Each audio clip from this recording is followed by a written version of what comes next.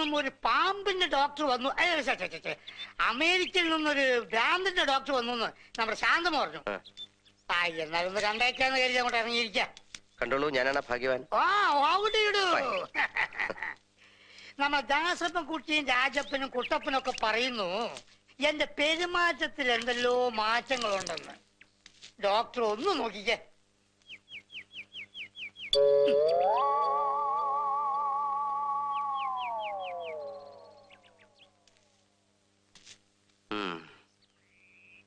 പെരുമാറ്റത്തിൽ ഇത്തിരി പ്രശ്നമുണ്ടല്ലോ. അപ്പൊ എളുപ്പം ചികിത്സിക്കണല്ലോ. ചികിത്സിക്കാം. ഇത്തിരി കഴിഞ്ഞോട്ടെ.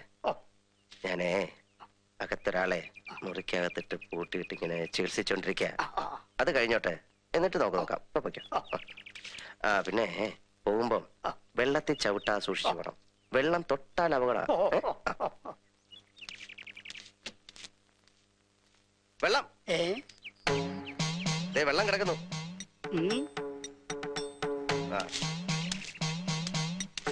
വെള്ളം